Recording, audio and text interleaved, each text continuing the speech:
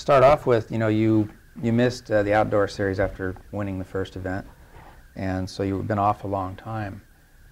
What's the comeback been like as far as how hard have you been training and practicing to get back into it? I've had a good 3-4 solid months of actually riding, but after I got my knee fixed, I just did obviously physical rehab and just getting that back to normal. That's why I couldn't finish racing outdoors. So did that, and then got that all sorted out, and then started riding. So I have some time on my belt, like 3.5-4 months of solid riding and training and testing and getting the bike where we need to get it.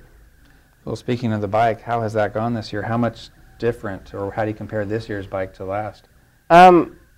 Bike for bike, it's not a huge difference, but I think I'm in a way better position than I was last year because I kind of know what I want out of the bike now and know what I need to get out of it, and what we've come up with testing and stuff like that is way better. I'm in a way better position than I was last year with the bike. The bike handles a lot better, mainly because I know what I want and right. I know what I need to get out of it.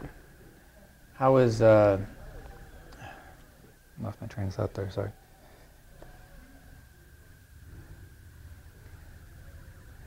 Where do you think your physical condition is going into the season? Have you had enough time to be right where you want to be, or?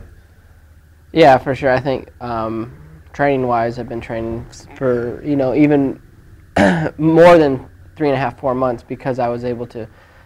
You really start walking on your knee pretty much right after surgery. So I was able to start riding a bike pretty soon after surgery and doing that kind of stuff. So training-wise, I've been doing that for quite a while, and I think I'm all around in a better position than I was last year when we went to A1. Well, I've got to tell you, you're one of 2 riders in the world that I've seen ride at a particular level.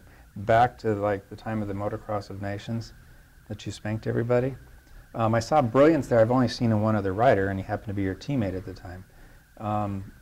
Are you on that same level of riding at this point? Or do you feel better than you did then? Because you were doing brilliant things back then, and the confidence level was all there. Yeah, it's hard to say. Supercross is a total different deal because we're in a stadium. It's pretty small, and there's just a lot of jumps. Outdoors, I really like outdoors. You can kind of do whatever you want to do on the track. Go like it's super wide, and you can go anywhere. You can make your own lines and ride the track the way you want to ride it. So I think to answer the question, I think I'm in a great position. I just don't know if it's the same position I was in when we were racing to Nations. But with the season as it goes on, we should be able to get in that position. I did want to compliment you on that because I saw things out of you that just the confidence level and what you were doing on the bike was incredible at that point.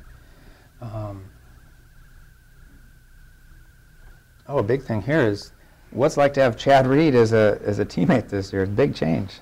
Yeah, it is a big change. He's been in Australia and he's been in Florida. We've probably rode with him 2-3 times, and the times we rode together, we were doing photos and stuff that we had to do, so it wasn't really like we were out there, actually riding together.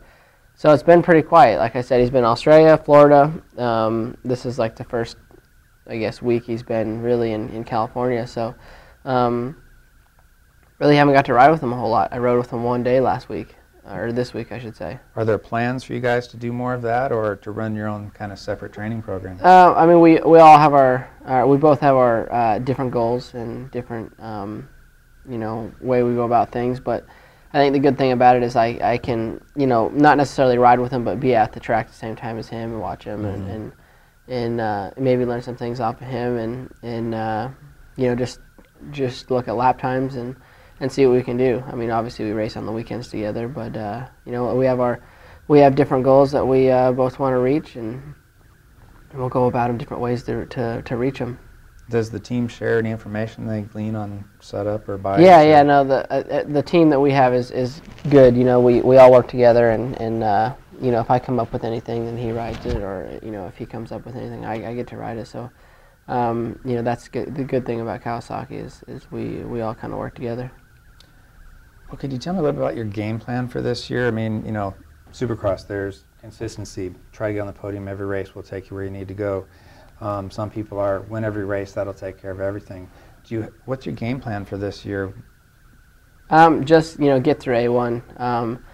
That's kind of the big, the first race is a lot of hype around it. It's, right. It's not I guess you could say it's not a true Supercross race. Once we get in there a few rounds, it kind of settles down, and then we're just out there racing. It's not the first race of the year. So get through Anaheim 1. Obviously a podium would be nice, and my goal is if I'm racing with James and Chad, then I'll be in a position to win races, and hopefully that'll put me in the position at the end of the season to win a championship.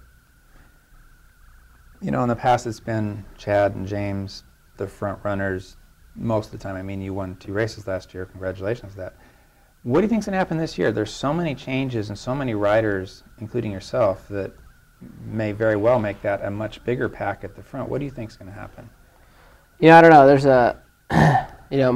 like I said, my goal is to race with them, so hopefully I can be, it'll be a 3-man battle, and there's a lot of guys. Dungy stepped up this year, and then next year you're going to have Jake and Porcel, and there's going to, before you know it, the 450 class is going to be, 8-10 guys that are fast. There's already, 8-10 guys that are fast, but we're on top of that. We're going to have, a couple more guys stepping in next year. So I think the 450 class is definitely going to be the class in the next few years to be watching.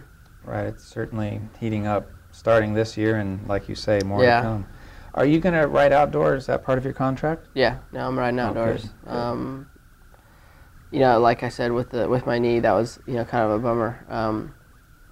I was looking forward to the outdoor season, and obviously going 1-1 at Glen Helen was good for me, and I was just excited for the rest of the year. Oh, all the fans were excited for you as well, and when you went out, it's like, oh man, he's on fire, and we don't get to see him, so including me. So okay, well, good luck starting tomorrow. It sounds like get the first race out of the way, get all the hype out of the way, then we get down to normal racing, and less to do between races, I'm sure, than press events like that. So. All right, man. Good luck to you, and thanks. All right, thank you. All right.